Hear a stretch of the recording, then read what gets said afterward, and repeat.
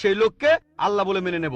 ভগবান রজনীশ হলেন মহান ঈশ্বর। এটা পাবেন আপনাদের ছান্দোগ্য উপনিষদে 6 নম্বর অধ্যায় 2য় অনুচ্ছেদের 1ম পরিচ্ছেদে। ভগবদ গীতা 10 অধ্যায়ে 3 অনুচ্ছেদ বলছে, হ্যাঁ, যদি কেউ বলে সবকিছুরই একটা স্রষ্টা আছে, কথাটা ঠিক নয়। কেন আল্লাহ তাআলা মানুষ সৃষ্টি করলেন? আমরা তার কথা মানতেও পারি, নাও মানতে পারি। আপনি তাহলে ফেরেশতাদের উপরে চলে যাবেন। আমি ফিজিওথেরাপি ছাত্র। আমার প্রশ্ন হলো, আল্লাহর আদম হাওয়াকে সৃষ্টি করার কি প্রয়োজন ছিল, অথবা এই বিশ্ব জগৎ এগুলো সৃষ্টি করে কি উপকার পাবেন? আমার দ্বিতীয় প্রশ্ন হলো, সবকিছুই কেউ সৃষ্টি করেছে, তাহলে ঈশ্বর তাকেও অবশ্যই কেউ সৃষ্টি করেছে। আল্লাহ শব্দটার অর্থ কি? ভাই 3টা প্রশ্ন করেছেন। প্রথম প্রশ্নটা, আল্লাহ কেন আদম হাওয়াকে সৃষ্টি করলেন, এই সৃষ্টি করার কারণটা কি? বিশ্বজগৎ সৃষ্টির কারণ কি? আল্লাহ সৃষ্টি করেছেন আদম আর হাওয়াকে, তারা দুজনে শান্তিতে থাকুন, যাতে করে মানুষ যাতে আসতে পারে। তারা আমাদের সবার পূর্বপুরুষ। পবিত্র কোরআনে সূরা হুজুরাতের 13 নম্বর আয়াতে উল্লেখ করা হয়েছে, ইয়া আইয়ুহান নাসু ইন্না খালাকনাকুম মিন যাকরিন ওয়া উনসা ওয়া জাআলনাকুম শুউবান ওয়া কাবাইলা লিতাআরাফু ইন্না আক্রামাকুম ইনদাল্লাহি আতকাকুম ইন্নাল্লাহা আলিমুন খাবীর।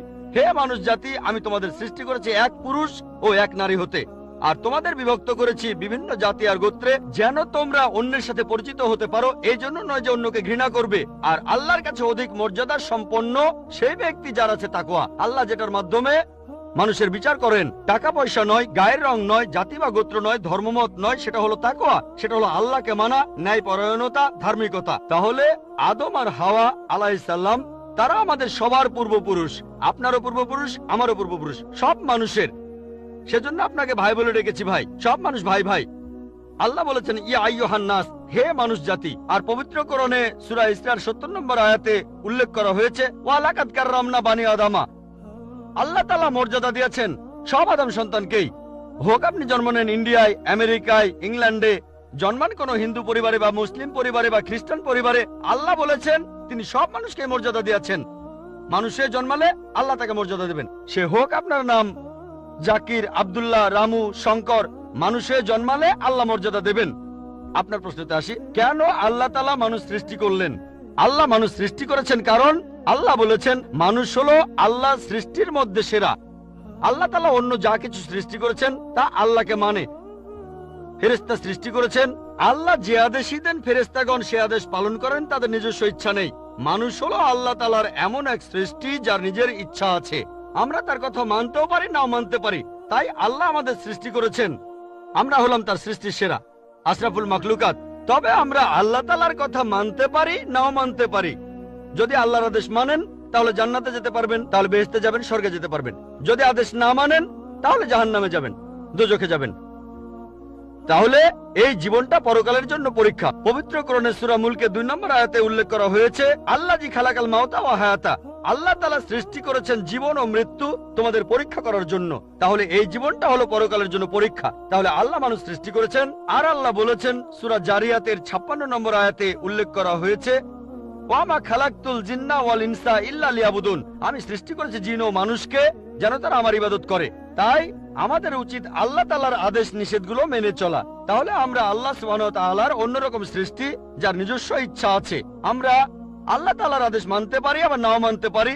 অন্যান্য সকল সৃষ্টি যেমন তারা, গাছ, পাহাড়, পবিত্র কোরআন বলছে তারা আল্লাহ তাআলাকে সিজদা করে, তার সামনে নতজানু হয়, আল্লাহকে মানে। আমাদের স্বাধীন ইচ্ছা আছে, আল্লাহ আমাদের এই স্বাধীন ইচ্ছা দিয়েছেন। এই স্বাধীন ইচ্ছা নিয়ে যদি আল্লাহকে মানেন, আপনি তাহলে ফেরেশতাদের উপরে চলে যাবেন। আর যদি আল্লাহ তাআলাকে না মানেন, তখন হবেন শয়তানের সহযোগী। আল্লাহ আমাদের সৃষ্টি করেছেন পরকালের পরীক্ষার জন্য। আপনার দ্বিতীয় প্রশ্নে আসি, সবকিছুর একটা স্রষ্টা আছে, আল্লাহকে বানিয়েছে কে? যদি কেউ বলে সবকিছুরই একটা স্রষ্টা আছে, কথাটা ঠিক নয়। সব সৃষ্ট জিনিসের স্রষ্টা আছে। আল্লাহ তাআলার সংজ্ঞা হচ্ছে তাকে কেউ সৃষ্টি করেনি। যখনই বলবেন কে আল্লাহকে বানিয়েছে, সে আল্লাহ নয়। আল্লাহ তাআলার সংজ্ঞা হচ্ছে তিনি সৃষ্টি হননি। ধরেন এক লোক আপনাকে বলল যে ভাই, আমার বন্ধু জন, সে হাসপাতালে ভর্তি হয়েছে, সে একটা বাচ্চার জন্ম দিয়েছে। বলতে পারবেন এই বাচ্চাটা ছেলে না মেয়ে? বলতে পারবেন? চেষ্টা করেন, দেখেন। পারবেন না কেন? ছেলে না মেয়ে? হ্যাঁ না। ধরেন ভাই জন, সে হাসপাতালে ভর্তি হয়েছে, সে একটা বাচ্চার জন্ম দিল। এই বাচ্চাটা ছেলে না মেয়ে? আপনি বলতে পারবেন? না, না। 50% চান্স, ছেলে না মেয়ে? লোকজন সবাই হাসছে কেন? বলতে পারবেন? পারবেন না কেন? যে উত্তরই বলেন সেটা কি ঠিক হবে? চেষ্টা করে দেখেন, যে বাচ্চাটা জন্মালো সে কি ছেলে না মেয়ে? চেষ্টা করেন। মেয়ে। মেয়ে। ভাই, পুরুষ লোক কি বাচ্চার জন্ম দিতে পারে? হ্যাঁ, এখানে আপনি ভুল করেছেন। একইভাবে ভুল করেছেন যখন বললেন কে আল্লাহকে বানিয়েছে। পুরুষ লোক কোনো বাচ্চার জন্ম দিতে পারে না, তাহলে তো মেয়ে বা ছেলে হওয়ার প্রশ্নই আসে না। এখন কি আপনি বুঝতে পেরেছেন? হ্যাঁ, বুঝতে পেরেছেন, এই তো ভালো। পুরুষ লোক কোনো বাচ্চার জন্ম দিতে পারে না, তাহলে তো ছেলে বা মেয়ে হওয়ার কোনো প্রশ্নই আসে না। যখন প্রশ্ন করলেন কে আল্লাহকে সৃষ্টি করেছে, আল্লাহর সংজ্ঞা হচ্ছে, ঈশ্বরের সংজ্ঞা হচ্ছে তিনি সৃষ্টি হননি। যখনই বলবেন কে আল্লাহকে বানিয়েছে, সে আল্লাহ নয়। ওয়ালাম ইয়াকুল্লাহু কুফুয়ান আহাদ, তার সমতুল্য কেউ নেই। এবারে আপনার শেষ প্রশ্নটাতে আসে, আল্লাহকে, আল্লাহকে সবচেয়ে সেরা সংজ্ঞাটা আছে পবিত্র কোরআনে সূরা ইখলাসে 1 নম্বর থেকে 4 নম্বর আয়াতে উল্লেখ করা হয়েছে। এখানে বলা হয়েছে যে কুল হুয়াল্লাহু আহাদ, বলো তিনি আল্লাহ এক, অদ্বিতীয়। আল্লাহুস সামাদ, তিনি অবিনশ্বর, চিরস্থায়ী। লাম ইয়ালিদ ওয়া লাম ইউলাদ, তিনি জন্ম নেননি, কাউকে জন্ম দেননি। ওয়া লাম ইয়াকুল্লাহু কুফুয়ান আহাদ, তার সমতুল্য কেউ নেই। এই হলো 4 লাইনের সংজ্ঞা আল্লাহ সুবহানাহু ওয়া তাআলার। যদি কোনো মানুষ, যদি কেউ বলে যে অমুক লোকটা আল্লাহ, সেই লোক যদি এই 4টা শর্ত পূরণ করতে পারে, আমাদের মুসলিমদের কোনো আপত্তি থাকবে না সেই লোককে আল্লাহ বলে মেনে নিতে। 4 লাইনের সংজ্ঞা, এটাই হলো ধর্মের লিটমাস টেস্ট। আল্লাহ তাআলার সংজ্ঞা প্রথমটা হলো কুল হুয়াল্লাহু আহাদ, বলো তিনি আল্লাহ এক, অদ্বিতীয়। আল্লাহুস সামাদ, আল্লাহ বিনশ্বর, চিরস্থায়ী। লাম ইয়ালিদ ওয়া লাম ইউলাদ, তিনি জন্ম নেননি, কাউকে জন্ম দেননি। ওয়া লাম ইয়াকুল্লাহু কুফুয়ান আহাদ, তার সমতুল্য কেউ নেই। যদি হিন্দু ধর্মগ্রন্থগুলো পড়েন, সেখানেও একই রকম কথা বলা হয়েছে, কুল হুয়াল্লাহু আহাদ। এটা পাবেন আপনাদের ছান্দোগ্য উপনিষদে 6 নম্বর অধ্যায় 2য় অনুচ্ছেদের 1ম পরিচ্ছেদে। এক্কামে বিদ্বিতীয়াম, ঈশ্বর মাত্র একজন, দ্বিতীয় কেউ নেই। দ্বিতীয় টেস্ট আল্লাহুস সামাদ, আল্লাহ বিনশ্বর, চিরস্থায়ী। ভগবত গীতা 10 অধ্যায়ে 3 অনুচ্ছেদ বলছে, আমাকে বলা হয় এই বিশ্ব জগতের প্রভু, আমি জন্ম নেইনি, কোনো শুরু নেই। তৃতীয় টেস্ট লাম ইয়ালিদ ওয়া লাম ইউলাদ, তিনি জন্ম নেননি, কাউকে জন্ম দেননি। আর শ্বেতাক্ষেত্র উপনিষদে আছে 6 নম্বর অধ্যায়ের 9 অনুচ্ছেদে, নাচাই সাকাসিজ জানিতা নাচা দীপা, ঈশ্বরের কোনো প্রভু নেই, তার কোনো বাবা মা নেই। মহান ঈশ্বরের কোনো বাবা নেই, তার কোনো মা নেই। তারপর ওয়ালাম ইয়াকুল্লাহু কুফুয়ান আহাদ, তার সমতুল্য কেউ নেই। আর শ্বেতাক্ষেত্র উপনিষদে বলা হয়েছে 4 নম্বর অধ্যায়ের 19 অনুচ্ছেদে আছে। এছাড়াও যজুর্বেদ 32 অধ্যায়ের 3 অনুচ্ছেদে বলা হয়েছে, নাতাস্তি প্রতিমা আস্তি, মহান ঈশ্বরের কোনো প্রতিমা নেই, কোনো মূর্তি নেই, কোনো ছবি নেই, কোনো ফটোগ্রাফ নেই, কোনো ভাস্কর্য নেই। এটা কে বলেছে?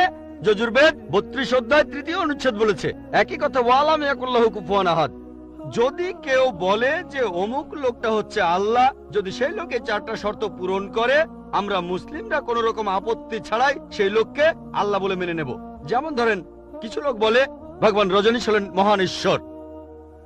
একবার প্রশ্নোত্তর পর্বে এক হিন্দু আমাকে বলেছিলেন, আমরা ভগবান রজনীশকে ঈশ্বর বলে মানি না। আমি কখনোই বলিনি হিন্দুরা ভগবান রজনীশকে ঈশ্বর বলে মানে। আমি বলেছি কিছু লোক তাকে ঈশ্বর বলে মানে। আসুন দেখি রজনীশকে আমরা টেস্ট করি।